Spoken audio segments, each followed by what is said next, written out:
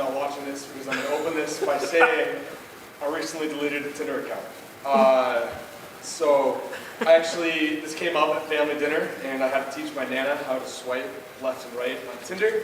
I don't know if you've ever done this, but my dad started stepping in. It's easy. And my Nana just looked me dead in the eye, and she just goes, "I'm really concerned for you, Scott," as if this was some kind of intervention. But yeah, so that wasn't terribly successful, so I instead turned to poetry, which is what I'm going to do tonight. So just my Tinder profile on stage, like Taylor Swift, long walks on the beach and short walks down the aisle. So ladies, call me after the show. Okay. Oh, it's a weird microphone. All right. This is "No one has ever fallen in love before me." No one has ever fallen in love before me.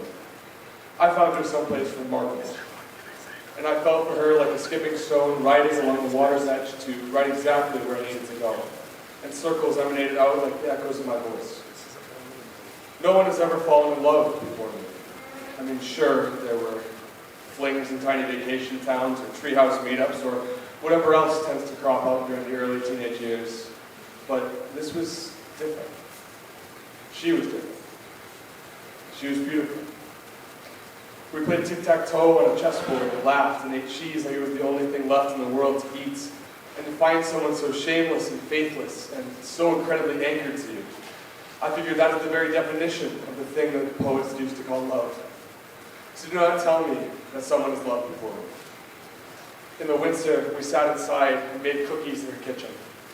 It smelled like nail polish and her mom's flowers, and I learned which floorboards creaked when I walked downstairs to check in on her little brother.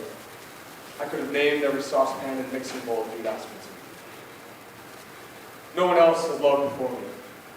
I'm sure of it, because this is the meaning of life, and love is this, and this is something I can't quite put into words beyond the globe of light and candle tosses, when the windows open and the kids are skating to my sides, rising plumes from inside her room. She pulled me open. She ran her hands down my seams and unfolded me crisply with a wisp of thread between her teeth. The line snapped and sewed me together, and since then I haven't been quite the same, because surely no one has fallen in love the way I did.